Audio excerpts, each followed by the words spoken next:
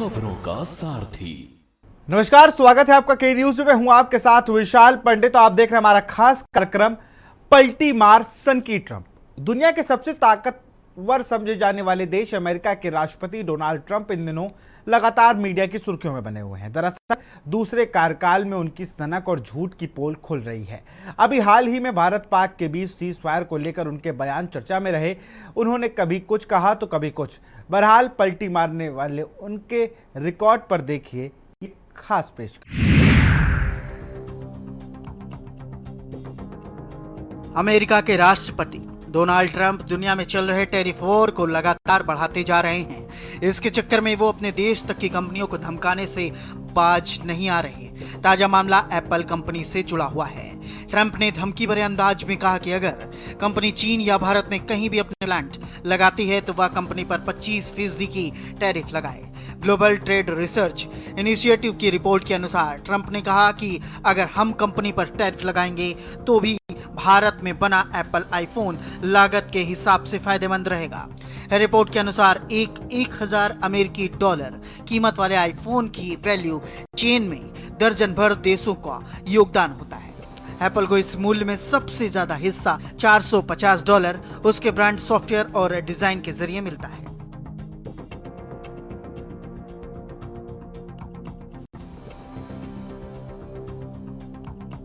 Trump के झूठ की लंबी फहरिस्त। द वाशिंगटन पोस्ट ने ट्रंप के पहले कार्यकाल के दौरान 30,573 झूठे या भ्रामक दावों का ब्यौरा दिया, जिसका औसतन 21 झूठ प्रतिदिन है। टोरंटो स्टार ने जनवरी 2017 से जून 2019 तक 5,276 झूठे दावों का मिलान किया, जो औसतन 6 प्रतिदिन है। 4 साल में 30,573 झूठ का रिकॉर्ड। सीज फायर पर बहुत कुछ बोलकर पलट गए ट्रंप। धड़ाधड़ झूठ बोलने का आंकड़ा अमेरिकी राष्ट्रपति डोनाल्ड ट्रंप की इमेज पर असर डालता है। ताजा मामला भारत और पाकिस्तान के बीच सीज फायर का है। 10 मई को डोनाल्ड ट्रंप ने भारत और पाकिस्तान के बीच सीज फायर का ऐलान कर सबको चौंका दिया। हैरानी की बात यह थी कि सीज फायर का ऐलान ना तो भारत की ओर से और ना ही पाकिस्तान की ओर से किया गया, बल्कि अमेरिकी राष्ट्रपति ने इसकी जानकारी दी, लेकिन कुछ दिनों के भीतर ही वह सीज फायर कराने के अपने दावे से मुकर गए। On Saturday, my administration helped broker a full and immediate ceasefire, I think a permanent one, between India and Pakistan, ending a dangerous conflict of two nations with lots of nuclear weapons. And they were going at it hot and heavy, and it was seemingly not going to stop. And I'm very proud to let you know that the leadership of India and Pakistan was unwavering, powerful, but unwavering in both cases, and having these, they really were, from the standpoint of having the strength and the wisdom and fortitude to fully know and to understand the gravity of the situation. And we helped a lot. And we helped also with trade. I said, come on, we're going to do a lot of trade with you guys. Let's stop it. Let's stop it. If you stop it, we're doing trade. If you don't stop it, we're not going to do any trade. People have never really used trade the way I used it. That I can tell you. And all of a sudden they said, I think we're going to stop. 22 अप्रैल को पहलगाम में आतंकवादियों ने जो बर्बरता दिखाई थी, उसने देश और दुनिया को झकझोर दिया था। छुट्टियां मना रहे निर्दोष मासूम नागरिकों को धर्म पूछकर उनके परिवार के सामने, उनके बच्चों के सामने बेरहमी से मार डालना, यह आतंक का बहुत विभत्स चेहरा था, क्रूरता थी। ये देश के सद्भाव को तोड़ने की घिनौनी कोशिश भी थी। मेरे लिए व्यक्तिगत रूप से ये पीड़ा बहुत बड़ी थी। इस आतंकी हमले के बाद सारा राष्ट्र, हर नागरिक, हर समाज, हर वर्ग, हर राजनीतिक दल एक स्वर में आतंक के खिलाफ कड़ी कार्रवाई के लिए उठ खड़ा हुआ। हमने आतंकवादियों को मिट्टी में मिलाने के लिए भारत की सेनाओं को पूरी छूट दे दी और आज हर आतंकी, आतंक का हर संगठन जान चुका है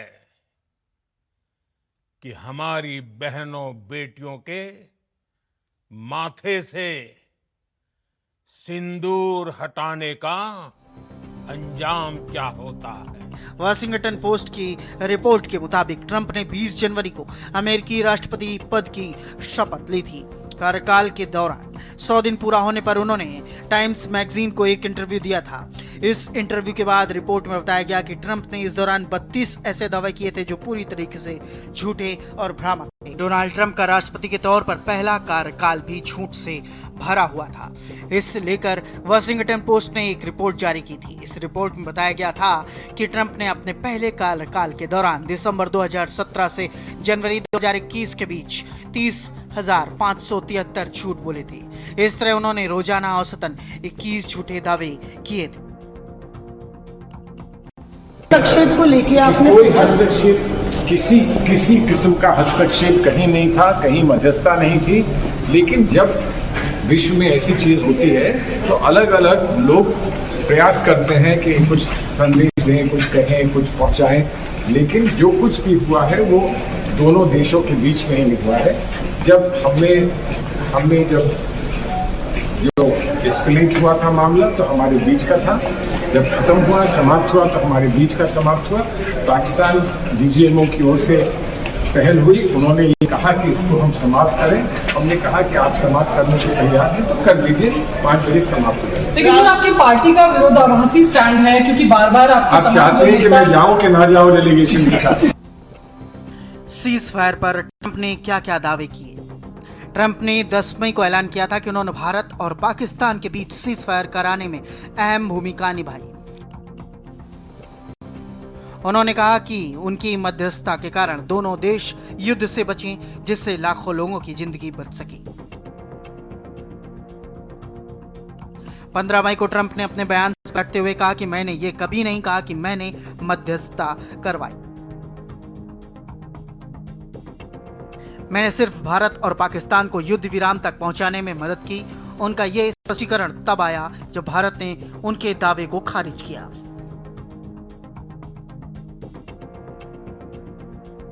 ट्रंप ने कहा था कि उन्होंने भारत और पाकिस्तान को व्यापार रोकने की धमकी देकर युद्ध विराम के लिए मजबूर किया। पाकिस्तान के हर दुस्साहस को भारतीय सेना ने मलियामेट किया है। पाकिस्तान ने जो पहलगाम में गुस्ताखी की थी, उसका जवाब भारत ने लाहौर, कराची, इस्लामाबाद और रावलपिंडी के अंदर दिया तो पाकिस्तान घुटनों के बल आया और रेंगता हुआ अमेरिका के और मोदी जी के पांव में पड़ा है। पाकिस्तान ने यह माना है कि भारत के अंदर अगर कोई भी आतंकवादी घटना होगी तो उसको एक्ट ऑफ वार, जंग जैसा समझा जाएगा और भारत की शर्तों पर पाकिस्तान घुटनों के बल आया है। और ये दिखाता है 140 करोड़ भारतवासियों की ताकत, ये हिंदुस्तान की इंडियन आर्मी की ताकत, इंडियन एयरफोर्स की ताकत, इंडियन नेवी की ताकत और भारत के प्रधानमंत्री नरेंद्र मोदी साहब की ताकत, उनका जज्बा, उनकी देशभक्ति, उनका काम करने का अंदाज। मोदी है तो सब मुमकिन है, सारी दुनिया मोदी साहब को सलाम करती है, झुकती है दुनिया, झुकाने वाला चाहिए।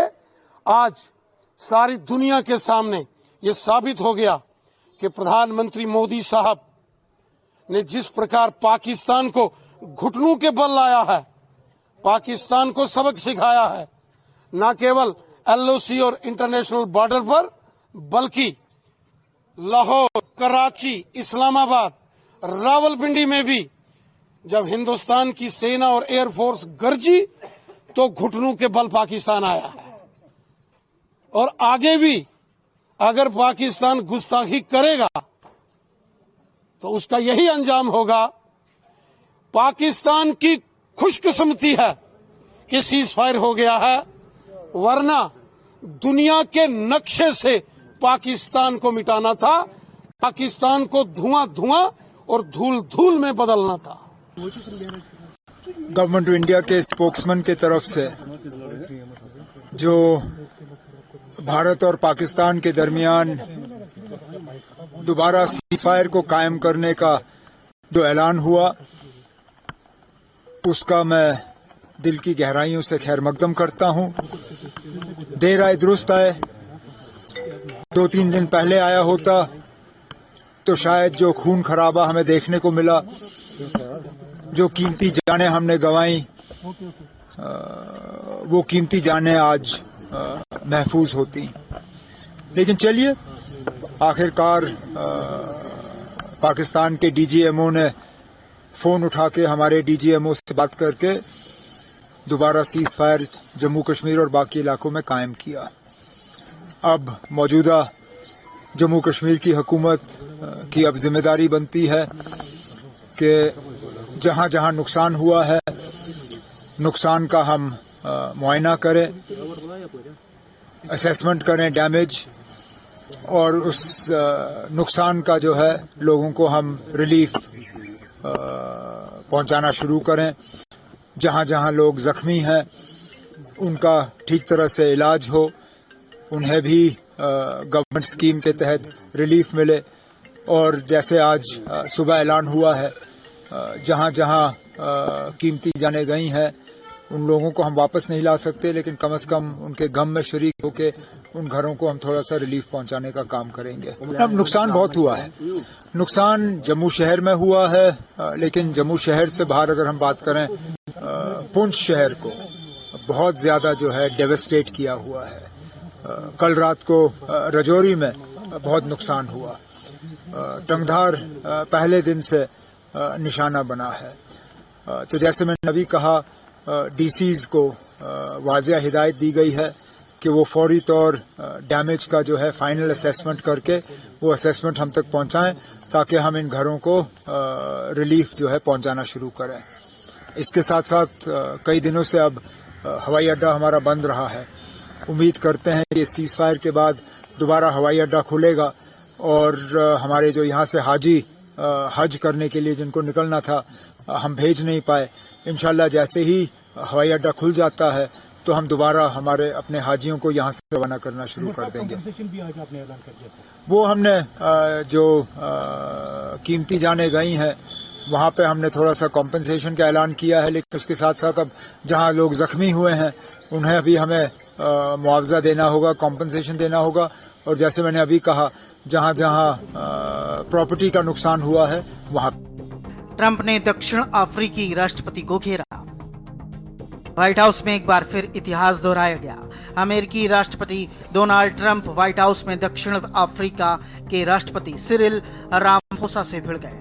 दोनों राष्ट्राध्यक्षों के बीच ठीक वैसी तीखी बहस जैसे कुछ महीने पहले यूक्रेन के राष्ट्रपति वोलोदिमीर ज़ेलेंस्की और ट्रंप के बीच देखने को मिली थी।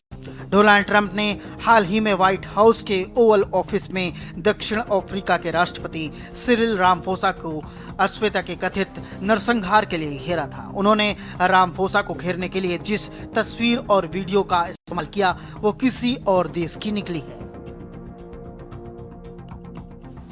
आपको बता दें कि अमेरिका राष्ट्रपति डोनाल्ड ट्रंप ने ओवल ऑफिस में मीडिया के सामने जिस तरीके से दक्षिण अफ्रीका के राष्ट्रपति सिरिल रामफोसा को घेरा उसे पूरी दुनिया ने देखा। ट्रंप ने एक वीडियो का स्क्रीनशॉट दिखाते हुए रामफोसा पर आरोप लगाया। कार्यकाल में दक्षिण अफ्रीका में श्वेत किसानों का नरसंहार हो रहा है। ट्रंप ने जिस वीडियो की तस्वीरें दिखाकर रामफोसा को घेरने की कोशिश की वो दक्षिण अफ्रीका की ही नहीं बल्कि कांगो गणराज्य की थी। ट्रंप ने तस्वीरों को गलत तरीके से प्रस्तुत किया, जिसकी सच्चाई अब सामने आ चुकी है और ट्रंप के झूठ का खुलासा हुआ है। दरअसल रामफोसा के साथ व्हाइट हाउस के ओवल ऑफिस में बैठक के दौरान ट्रंप ने एक आर्टिकल का प्रिंट आउट दिखाते हुए कहा था कि ये सभी श्वेत किसान हैं जिन्हें दफनाया जा रहा है। बताया जा रहा है कि जिस वीडियो से स्क्रीनशॉट लिए गए थे वो 3 फरवरी को प्रकाशित हुआ था। हालिया विवाद के बाद एजेंसी की फैक्ट चेक टीम ने इसकी जांच की और बताया कि वीडियो में कांगो के गोवा शहर में मानवाधिकार कार्यकर्ता शवों के बैग उठाते हुए दिखाई दे रहे हैं। शव उन लोगों के हैं जो रवाड़ा समर्थित M23 विद्रोहियों के साथ लड़ाई में मारे गए थे। ओवल ऑफिस बैठक के ट्रंप ने रामफोसा को दक्षिण अफ्रीका में श्वेतों के कथित नरसंहार को बताते हुए एक ब्लॉग पोस्ट किया था, जिसमें दक्षिण अफ्रीका और कांगो में संघर्ष और नस्लीय तनाव की बात कही गई थी। ब्लॉग पोस्ट को अमेरिका की एक रूढ़िवादी ऑनलाइन पत्रिका अमेरिकन थिंकर ने प्रकाशित किया था। ब्लॉग पोस्ट में श्वेतों के कथित नरसंहार को लेकर एक तस्वीर शामिल है, जिसे कोई कैप्शन नहीं दिया गया था। तस्वीर के नीचे बस YouTube स्क्रीन ग्रैब लिखा गया था। इसी के साथ कांगो ने रॉयटर्स वीडियो का लिंक भी शामिल था। बता दें, व्हाइट हाउस ने फिलहाल इस संबंध में कोई टिप्पणी नहीं की है। वहीं अमेरिकन थिंकर की प्रबंध संपादक और संबंधित पोस्ट की लेखक ने लिखा कि ट्रंप ने तस्वीर की गलत पहचान की है। संबंधों को ठीक करने ट्रंप से मिलने गए थे रामफोसा। बता दें कि अमेरिका और दक्षिण अफ्रीका के संबंध हाल ही के दिनों में बेहद खराब हुए थे। ट्रंप दक्षिण अफ्रीका के भूमि कानूनों, विदेश नीति और श्वेत अल्पसंख्यकों के साथ कथित बुरे व्यवहार को लेकर रामफोसा सरकार की लगातार आलोचना करते रहे। संबंधों में आई खटास को दूर करने के मकसद से ही रामफोसा अमेरिका पहुंचे। जब ट्रंप ने रामफोसा पर श्वेत किसानों के साथ दुर्व्यवहार के आरोप लगाते हुए उन्होंने बेहद ही शालीनता से इससे इनकार कर दिया, लेकिन ट्रंप ने रामफोसा को लेखों के स्क्रीनशॉट दिखाते हुए कई बार डेथ शब्द का इस्तेमाल किया, जिससे माहौल बेहद तनावपूर्ण हो गया। आपको बता दें, ट्रंप के आरोपों को खारिज करते हुए सिरिल रामफोसा ने कहा कि अफ्रीका में हिंसा बढ़ी है और देश के सभी जातियां और वर्ग इससे जूझ रहे हैं। हिंसा में केवल श्वेत ही नहीं बल्कि अश्वेत भी मारे जा रहे हैं। श्वेतों से ज्यादा अश्वेत लोगों की हत्याएं हुई हैं। रामफोसा ने वीडियो की प्रामाणिकता पर सवाल उठाते हुए कहा कि हम पता लगाएंगे वीडियो कहां का है। उन्होंने कहा, हमारे देश में अपराध है और इससे सभी प्रभावित है, चाहे श्वेत हो या श्वेत। मेरी अमेरिका यात्रा का मकसद दोनों देशों के बीच संबंधों को बेहतर करना था, जो 1994 में रंगभेद युग के बाद से निचले स्तर पर है। ट्रंप ज़ेलेंस्की के बीच हो चुकी है बहस। हाल ही में यूक्रेन के राष्ट्रपति ज़ेलेंस्की और अमेरिकी राष्ट्रपति डोनाल्ड ट्रंप के बीच बातचीत ने उस समय मोड़ ले लिया जब रूस यूक्रेन की जंग के सवाल पर दोनों के बीच तीखी बहस हो गई। बता दें कि ज़ेलेंस्की और ट्रंप की इस मुलाकात को बड़ी उम्मीद थी कि नजरों से देखा जा रहा था, लेकिन दोनों के बीच जुबानी जंग छिड़ गई और अमेरिकी राष्ट्रपति ने कहा कि डील कीजिए या फिर छोड़ दीजिए। पत्रकारों की मौजूदगी में दोनों राष्ट्रपतियों के बीच कहासुनी हुई और दोनों देशों के बीच कथित समझौता नहीं हो पाया।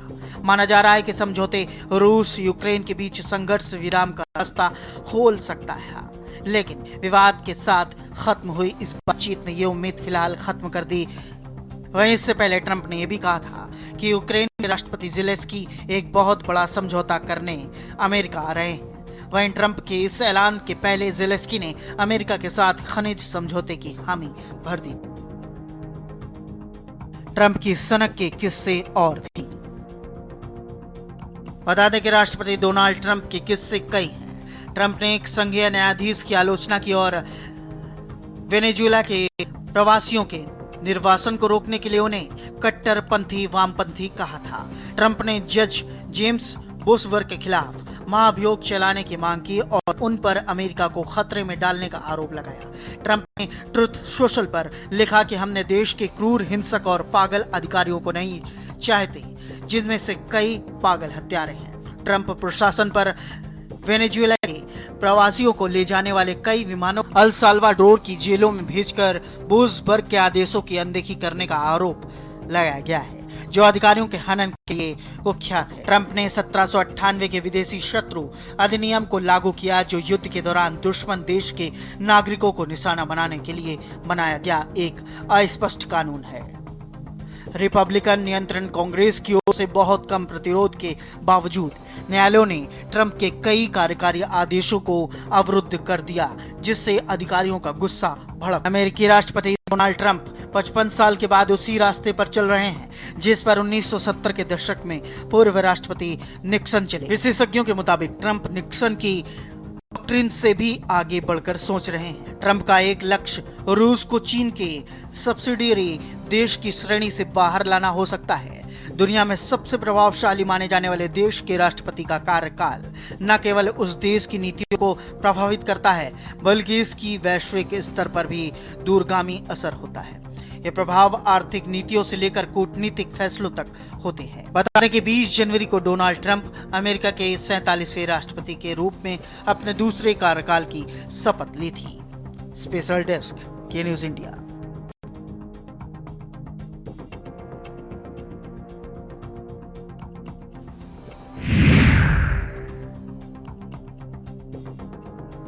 तो हमारे खास कार्यक्रम पलटी मार सनकी ट्रंप में फिलहाल इतना ही। देखते रहिए के न्यूज इंडिया। नमस्कार। आप देख रहे हैं के न्यूज।